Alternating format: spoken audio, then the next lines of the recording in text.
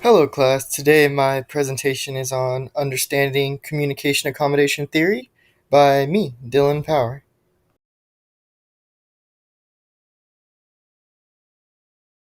So, why not jump straight into it? So, let's get into the overview of Communication Accommodation Theory. Today, we're going to abbreviate that as CAT. So, CAT examines how individuals adjust their communication style to adapt to the norms and expectations of their interlocutors. So, this is the person or people that they are communicating and interacting with. So, CAT aims to understand the motivation behind communication behaviors and the impact of interpersonal dynamics.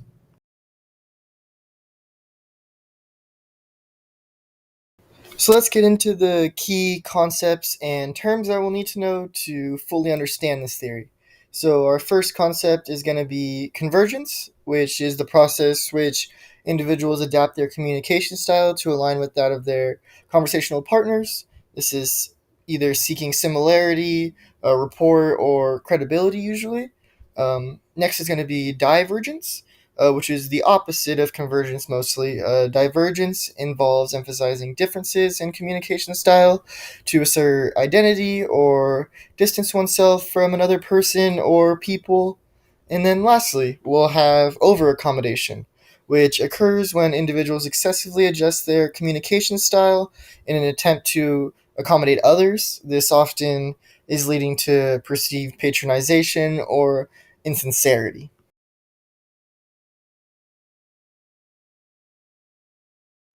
So here's some of the strengths of CAT. First, we'll have the scope. So CAT applies to various interpersonal and intergroup communication situations, offering insights to cross-cultural communication, language acquisition, or organizational dynamics. The consistency, the theory provides a logical framework for understanding communication dynamics. It highlights the role of social identity, power dynamics, and relational goals, and its utility. So, CAT offers practical insights for improving communication effectiveness by creating understanding, empathy, and positive relational outcomes. So, its testability. So, CAT's propositions can be empirically tested through research methods such as observational studies, experiments, qualitative analysis, and more. So, CAT stimulates further research and exploration into communication behaviors, contributing to the development of related theories and models, as it is one of the older theories, which has been around for multiple decades and still remaining relevant in evolving communication contexts.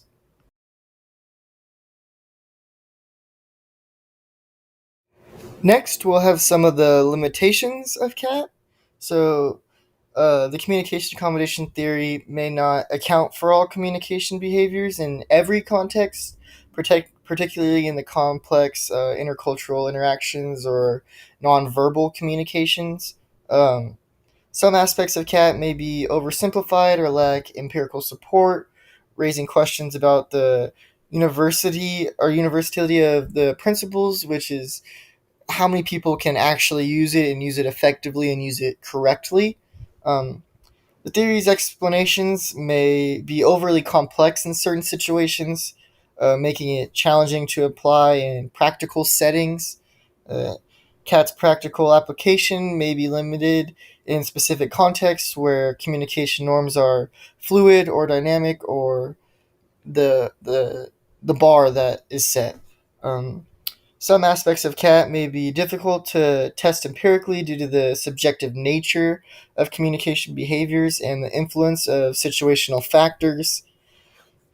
CAT may also need updates or revisions to remain relevant in the changing communication environments, particularly in the digital age where online communication platforms introduce new dynamics, where this theory was created before smartphones or social media or any of the high tech that we use on a day to day basis now.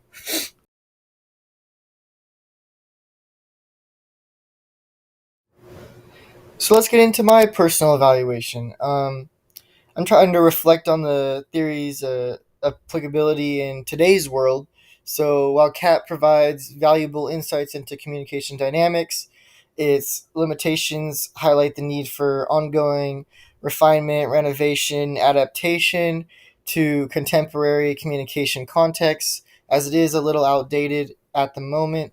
Um, and there's some areas of improvement. So it needs to be emphasizing the importance of considering power dynamics and cultural nuances in communication accommodation research and our day to day lives and our new evolving world from day to day.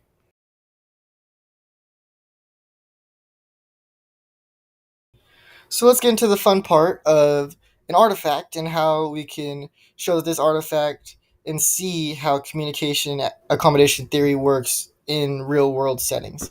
So I chose a TV show that features characters from diverse cultural backgrounds engaging in a conversation.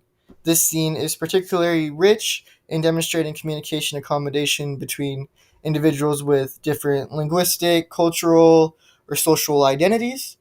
um, Communication accommodation theory provides a lens through which we can analyze the character's communication behaviors in the chosen TV show scene.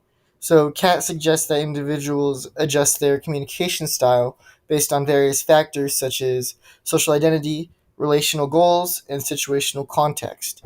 So, in this artifact, we can observe instances of convergence where characters modify their speech patterns, vocabulary, or nonverbal cues to align with those of their conversational partner.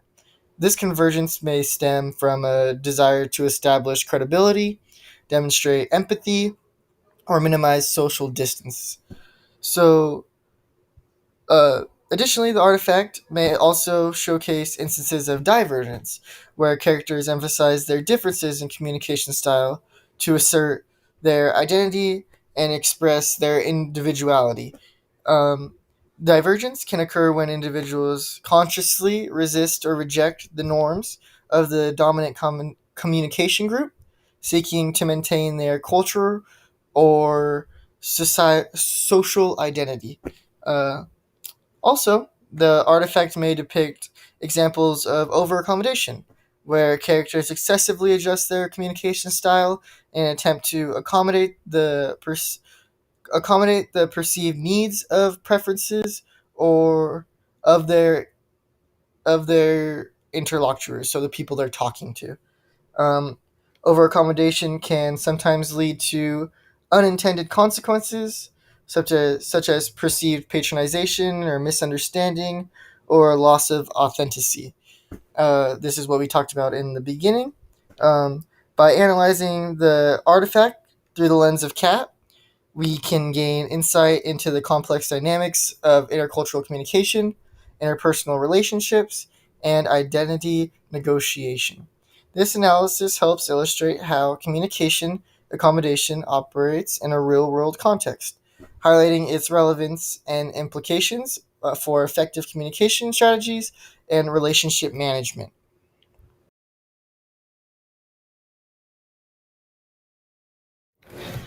I wanted to make some reflection questions for you guys to really grasp the concepts of communication accommodation theory. So here are three I have for you. First is, how do you see CAT being used in your daily interactions? This can be easily answered when you think about it hardly in what you do. Second, we can you think of any examples where over accommodation led to miscommunication? This happens more often than people think it does. And then third is, do you believe Cat adequately explains the complexities of intercultural communication? So let's think about everything that has to do with intercultural communication, whether it being nonverbal, verbal, uh, interpersonal, intrapersonal, all of those good things.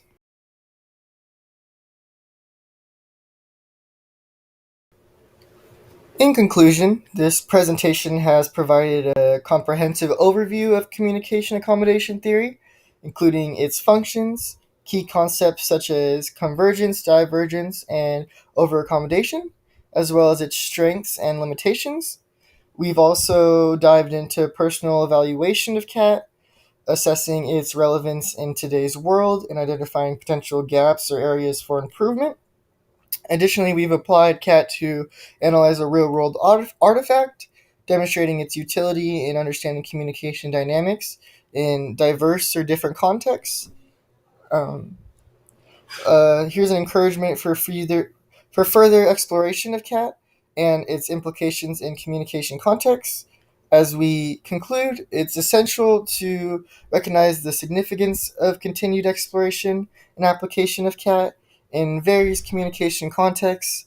By understanding and applying communication theories like CAT, we can enhance our ability to navigate interpersonal relationships, create effective communication across cultural boundaries, and address communication challenges in professional and personal settings.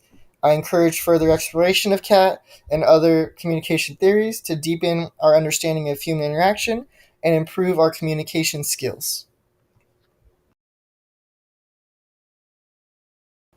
Lastly, I'd like to say thank you for listening. I would love if you guys left any questions or feedback in my replies, uh, any critiques on my speaking or my presentation in general, or how I created my slides, and also any questions that I'd love to answer. Thank you again.